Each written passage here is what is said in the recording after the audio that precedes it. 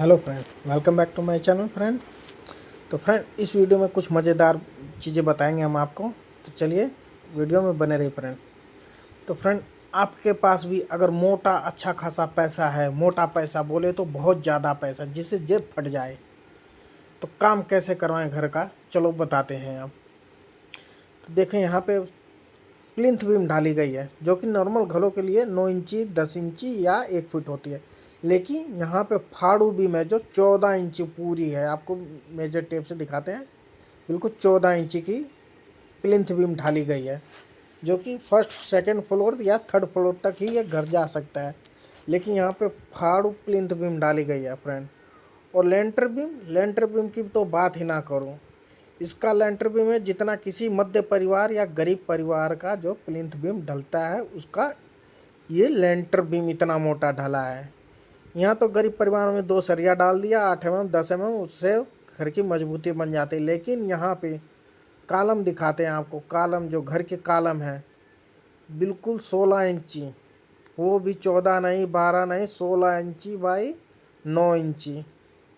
इधर से आपको दिखाते हैं 9 इंची और एक साइड से 16 इंची, जो कि साला इतना तो मेरे को लगता है किसी हॉस्पिटल या किसी मॉल का कालम भी नहीं होता होगा इतना तगड़ा। आप वीडियो में देख रहे हैं जो कि 6 इंची इतना मोटा इसका लेंटर बीम ढाला गया है। आपको फीते से माध्यम से भी नाप के दिखाने की कोशिश करेंगे। तो इतना गजब का काम किया गया है, क्यों? क्योंकि इनके पास पैसा रहा होगा, जेब फाड़ू पैसा जिसको बोलते हैं मोटा पैसा भाई। तो घर की मजबूती जो भविष्य तक भी चले, बच्चों के बच्चों क्या, इनके बच्चों के बच्चों चौथी पांचवी पीढ़ी भी चल जाएगी, लेकिन ये घर नहीं कभी टूटने वाला ढहने वाला। इतनी मजबूती के साथ बनाया जा रहा है घर को। काम तो बहुत बेहतरीन किया गया है, बिल्कुल लेवल के साथ काम किया गया है। तो भैया जो बात सुने होंगे कि पैसा बोलता है, तो पैसा बोलता नहीं, पैसा मेरे को लगता है दिखता है, जो इस काम के माध्यम से दिख रहा है। और लोगों का जो पैसा होता है वो तो भाई दिखता ही है, बोलता भी है। तो काम तो बेहतरीन तरीके से किया गया है। आपको जो लेंटर भी मैं दिखाने की कोशिश कर रहे हैं, शायद दिखे कि ना दिखे, क्योंकि खुद ही वीडियो बनाते हैं, खुद ही नापने की भी कोशिश करते हैं। तो 6 इंची तक तो हमने नापा है, 6 इंची तक का जो इसका लेंटर बीम है। और वो भी एक आधी दीवार पे नहीं दोस्तों, पूरी की पूरी घर की चारों तरफ दीवारों पे 6 इंची का लेंटर बीम। खास बात इसकी मैंने देखी कि 14 इंची की प्लिंथ बीम है, 6 इंची का लेंटर बीम है, और घर के अंदर से लेकर बाहर तक बिल्कुल 9 इंची का इसमें जो है दीवार की चुनाई की गई है। ऐसी एक भी दीवार ना हो दोस्तों जो वीडियो में आप देख रहे हो कि 4 इंच की कहीं दीवार हो। टोटल 9 इंची की दीवार हो, चाहे लेटरिन का गड्ढा हो और लेटरिन का रूम हो, चाहे बेडरूम हो, चाहे बाथरूम का हो, सब में 9 इंची की दीवार है। और ऊपर से लेंटर बीम 6 इंची का। तो इतना फाड़ू काम आज तक मैंने नहीं देखा था। आप जो है इसका प्लिंथ बीम भी देख लो कितनी चौड़ा दिख रहा है। आप तक घर का, एक घर के लिए जो 3500 स्क्वायर फीट हो या 3200 स्क्वायर फीट, उस घर के लिए आज तक नहीं देखा। देख लो टोटल दीवार भी 9 इंची की लगी पड़ी है सब तरफ फ्रेंड। तो इतना ज़बरदस्त काम मैंने आज तक अपने जीवन में नहीं देखा। ये मेरा लाइफ का पहला काम है जो इतना फाड़ू काम है, जो एक 3500 स्क्वायर फुट घर के लिए है। आमतौर पे मैंने देखा है कि 10 इंच तक ढलाई होती है प्लिंथ बीम की, और घर की बाहरी दीवारें होती हैं 9 इंची की, और अंदर की 4 इंची की चुनाई कर दी जाती है पैसे के बचत के लिए, ताकि ज़्यादा ईंटें ना लगे और पैसा भी कम लगे। और कॉलम भी 9x9 का खड़ा हो जाता है या 9x1 का खड़ा हो जाता है, लेकिन यहाँ पे तो 9x16 का कॉलम सीधे खड़ा किया गया। और जो लेंटर बीम डाला गया वो तो सीधे 6 इंची का डाला गया। ना तो आज तक मैंने देखा है कि चुनाई के वक्त 2 सरिया डाल दी जाती है, या जो मध्यम परिवार के होते हैं 2.5 इंच का जो है लेंटर बीम डाल देते हैं घर की मजबूती के लिए। लेकिन यहाँ पे तो सीधे 6 इंची का लेंटर बीम डाला गया है कि भूकंप का बाप भी आ जाए तो बाल भी बाका ना कर पाए फ्रेंड। तो फ्रेंड कुछ इस घर की कमियां भी बताएंगे जो मिस्त्री द्वारा गलतियां हो गई हैं, और कुछ मकान मालिक द्वारा भी गलतियां बताएंगे जो करवा दी गई हैं फ्रेंड। तो देख लो चुनाव उनाई बहुत बेहतरीन तरीके से हुई है।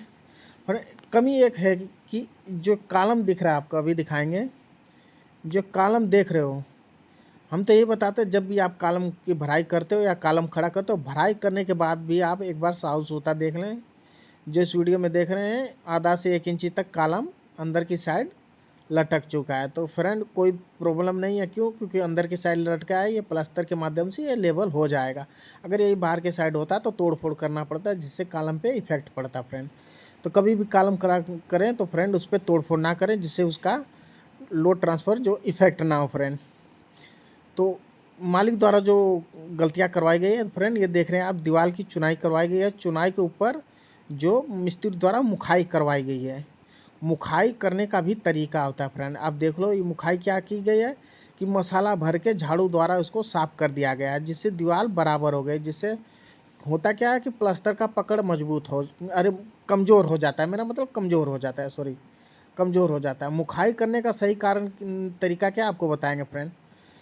तो एक मालिक द्वारा ये मिस्त्री पे दबाव या परेशानी डाली गई कि दीवार आपने अंदर से जुड़ाई करवाई, लेकिन बाहर से कुछ ऐसा बन गया है, जैसे ये थोड़ा सा निकला है मसाला, ये तो प्लास्टर में भी बराबर हो जाता है। जो आप ये देख रहे हैं ये निकला, ये तो थोड़ा कटाई छटाई तो करनी पड़ती है, प्लास्टर में बराबर हो जाता है। लेकिन कुछ ये भी परेशानियाँ मिस्त्री द्वारा बताई गई कि ये जो ईंटें कहीं कहीं ज़्यादा निकल गई हैं, ये इधर थोड़ा मसाला, इसको भी बताया गया परेशानी। तो ऐसा कंस्ट्रक्शन लाइन में थोड़ा बहुत होता है। जो भी आप देख रहे हैं, अगर आपका मकान बन रहा है तो कंस्ट्रक्शन लाइन में होता है। आप ये ईंटें देख रहे हैं, ऐसी ऐसी कहीं कहीं ईंटें निकल गई हैं। तो भैया हम तो यही बताएंगे, अगर एक तरफ से मिस्त्री सूता बांधेगा तो दूसरे तरफ से ऐसे थोड़ी बहुत ये ईंटें निकलेंगी, वो बराबर कतई नहीं आ सकती हैं। क्योंकि एक तरफ से वो सूता करता है तो दूसरी तरफ ईंटें अंदर बाहर होती हैं, वो प्लास्टर के वक्त आपका बराबर हो जाता है। तो कभी भी मिस्त्री पे ऐसा दबाव ना डालें कि वो दोनों तरफ से सही करें, क्योंकि कभी आज तक जीवन में ऐसी ईंटें नहीं बनी हैं कि जो दोनों तरफ से दीवार सही कर दे। और दूसरा जो मकान मालिक द्वारा मिस्त्री पे दबाव डाल के करवाया गया था कि दीवार मुखाई। दीवार मुखाई का कारण क्या है फ्रेंड? देखो, ये आप दीवार देख रहे हो, बिल्कुल मसाले से बराबर कर दी गई है, लेकिन ऐसा नहीं करना चाहिए, इससे प्लास्टर कमज़ोर हो जाता है। दीवार मुखाई का मेन रीज़न होता है, दीवार प्लास्टर करने के बाद मुखाई करने के लिए लकड़ी से इनकी जॉइंटों को कुरेदना, जो निशानी बनाई जाती हैं, गैपिंग। आप जब भी मसाला भरें उसको बराबर करें तो फिर लकड़ी के माध्यम से जो चरकोन लकड़ी, इनकी जॉइंटों को कुरेदा जाता है, जिसको दीवार मुखाई बोला जाता है। वो बेहतरीन दिखती हैं अगर ना भी प्लास्टर कराएं तो। आप प्लास्टर कराते हैं तो उसका क्या फ़ायदा होता है कि जो आपको प्लास्टर होने के बाद जो मकड़ी के जालों जैसे जो दरारें दिखती हैं प्लास्टर में पानी लगने के बाद, दीवार मुखाई के बाद वैसी चीज़ें आपको देखने को नहीं मिलेगी फ्रेंड।